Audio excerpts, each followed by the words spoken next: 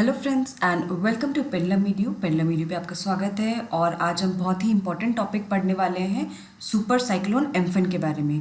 Friends, हाल ही में ये news में है एंड इस सीरीज़ में हम लोग जानेंगे कि सुपर साइक्लोन एम्फन क्या है, साइक्लोन क्या होते हैं, कैसे वो उनका फॉर्मेशन होता है और कैसे उन साइक्लोन्स की नेमिंग की जाती है। So let's start our session.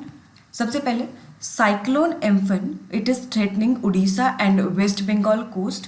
ये उड़ीसा और वेस्ट बंगाल कोस्ट को थ्रेटन कर रहा है क्योंकि ये जो फॉर्मेशन है सुपर साइक्लोन का ये बे ऑफ बंगाल में हो रहा है and it is expected to bring heavy to extremely heavy rainfall over Gangetic West Bengal and heavy to very heavy rainfall over the north coastal Odisha on May 19 and 20। And कल तक ये जो साइक्लोन था एम्फन, जो तूफान था, इसको साइक्लोन कह रहे थे but it has not developed into a super cyclone. तो कैसे इसको सुपर साइक्लोन बोला गया, क्यों इसको सुपर साइक्लोन बोला गया, उसको हम लेटर ऑन डिस्कस करेंगे। इससे पहले जो साइक्लोन आया था फेलन इन 2013 एंड जो सुपर साइक्लोन आया था 1999 में, दोनों ने उड़ीसा के कोस्ट को हिट किया था एंड ये सबसे पावरफुल साइक्लोन्स थे बे ऑफ बंगाल के इन द लास्ट 2 डेकेड्स, क्योंकि इनकी जो विंड स्पीड थी बहुत ही ज़्यादा हाई थी।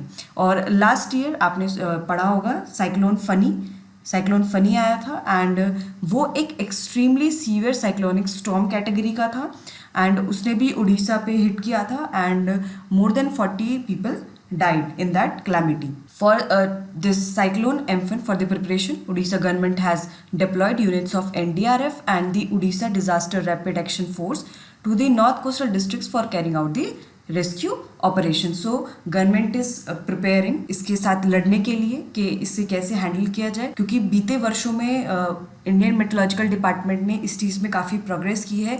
टाइमली सबको बताया जाता है कि तूफान आने वाला है, तो ताकि वहाँ से लोगों को इवैक्यूएट किया जा सके और कम से कम क्षति पहुँचे जान को और माल को। तो लेट्स नो कि व्हाट इज़ अ साइक्लोन। तो सबसे पहले जानते हैं कि साइक्लोन क्या है। साइक्लोन एक लार्ज स्केल एयर मास है जो रोटेट करता है around centre of low pressure. एक लो प्रेशर रीजन के चारों तरफ जो एक एयर का मास है, large scale of air mass जो रोटेट करता है, उसको साइक्लोन कहते हैं। ये अलग अलग जगह में अलग अलग नाम से जाना जाता है, जैसे इसको हरिकेन्स कहते हैं in the North Atlantic Ocean and North East Pacific Ocean, typhoons कहते हैं ईस्ट चाइना सी में, विली कहते हैं ऑस्ट्रेलिया में एंड सिंपली साइक्लोन्स कहते हैं इंडियन ओशन में। अच्छा, इनकी खास बात क्या होती है, नॉर्दर्न और सदर्न हेमिस्फीयर में जो डिफरेंस होता है बस वो ये होता है कि साइक्लोन्स एंटी क्लॉकवाइज डायरेक्शन में घूमते हैं in northern hemisphere and clockwise direction में घूमते हैं इन सदर्न हेमिस्फीयर। तो सबसे पहले हम लोग जानते हैं कि साइक्लोन को बनने के लिए क्या क्या कंडीशंस की ज़रूरत है, कैसे एक साइक्लोन बनता है। सो कंडीशंस क्या रिक्वायर्ड है। सबसे पहला सी टेम्परेचर 27 से 28 डिग्री सेंटीग्रेड होना चाहिए, तो सी टेम्परेचर बहुत ही इंपॉर्टेंट है। Then presence of high humidity. तो साइक्लोन क्या होता है, वहाँ पे हाई ह्यूमिडिटी की ज़रूरत होती है, क्योंकि जैसे ही साइक्लोन लैंड की तरफ मूव करता है और लैंड के पास पहुँचता है वो ब्रेक डाउन कर जाता है, क्योंकि वहाँ पे ह्यूमिडिटी की कमी हो जाती है। सी में रहता है तो ह्यूमिडिटी का प्रेजेंस बहुत ज़्यादा रहता है। There should be absence of vertical air flow. तो वर्टिकल एयर फ्लो का जो है वो एब्सेंस होना चाहिए, वर्टिकल एयर फ्लो नहीं होना चाहिए। Presence of low pressure region in the C.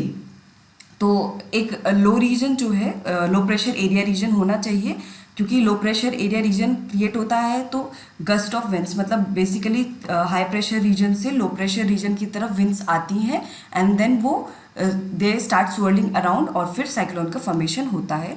After that presence of Coriolis force का होना बहुत ज़रूरी है, क्योंकि जैसा कि आप लोग जानते हैं कि इक्वेटर पे साइक्लोन्स फॉर्मेशन नहीं होता है। क्यों? क्योंकि वहाँ पे कोरियोलिस फोर्स एब्सेंट होता है, इसीलिए कोरियोलिस फोर्स एक बहुत ही इंपॉर्टेंट फैक्टर है साइक्लोन के फॉर्मेशन में। तो अब हमने कंडीशंस जान ली हैं, अब हम देखते हैं कि साइक्लोन कैसे फॉर्म होता है और क्या क्या डिफरेंट कैटेगरीज के साइक्लोन होते हैं। सो सबसे पहले ट्रॉपिकल स्टॉर्म्स कैसे बनते हैं, ट्रॉपिकल साइक्लोन्स कैसे फॉर्म होती हैं।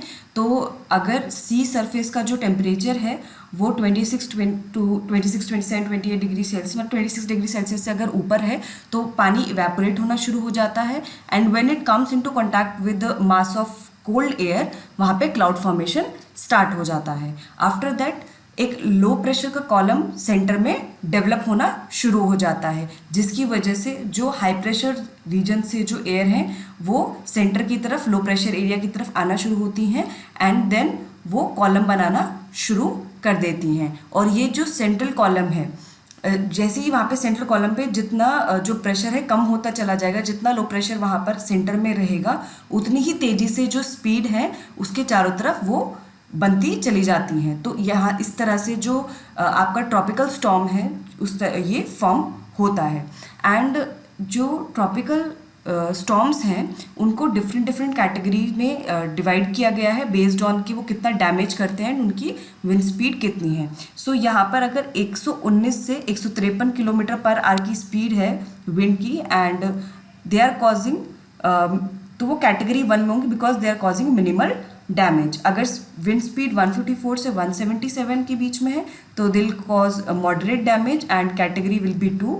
देन कैटेगरी 3 में एक्सटेंसिव डैमेज कॉज करती है विंड्स, क्योंकि विंड की स्पीड बहुत ज़्यादा हाई होती है 178 टू 208 किलोमीटर पर आवर।